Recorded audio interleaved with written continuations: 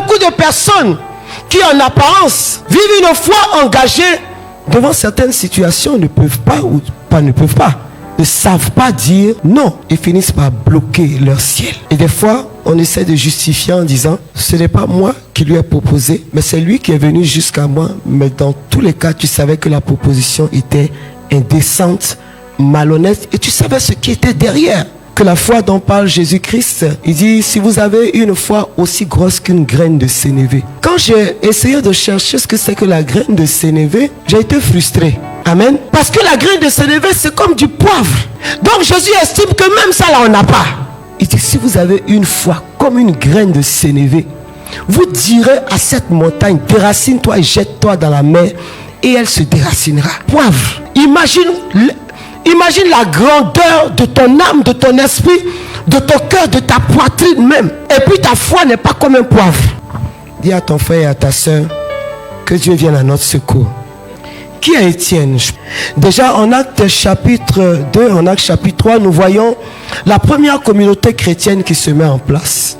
Et cette première communauté chrétienne qui a vécu la Pentecôte de façon extraordinaire, qui est au contact de l'enseignement des apôtres, qui a, on va dire, la preuve matérielle de ce que Dieu est amour, puisque la Bible dit qu'ils mettaient tout ensemble, ils partageaient, ils étaient assidus à la prière. Nous sommes en Actes chapitre 3, et la Bible dit que le nombre de personnes augmentait.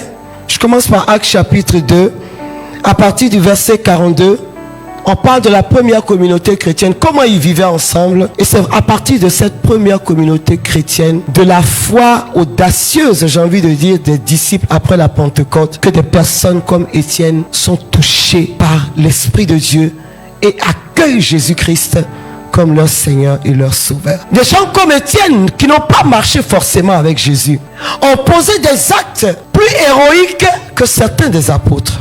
Étienne est gagné par cette foi en Jésus, il est brûlé par le Saint-Esprit et Étienne n'est pas prêt à renoncer à ce trésor. Étienne a trouvé son ciel en Jésus. Quand on parle du ciel, on pense que c'est ce qui est bleu. Non, pour nous croyants, le ciel ce n'est pas un amas de nuages. Ce n'est pas le ciel est dégagé, ce n'est pas le ciel est obscurci. Pour nous le ciel, c'est la demeure de Dieu. Et gagner son ciel, c'est avoir la clé pour ouvrir le royaume et y entrer.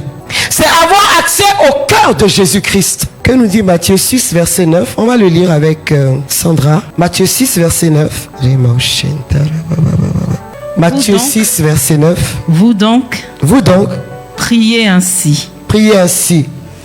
Notre Père, qui est dans les cieux. Qui est dans les cieux. Amen.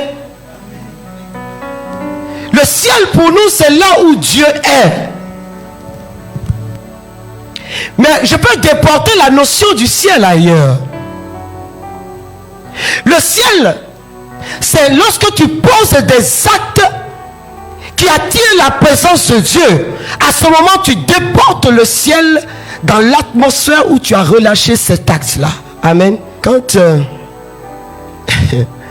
dans notre façon de parler, on dit j'étais au 7e ciel.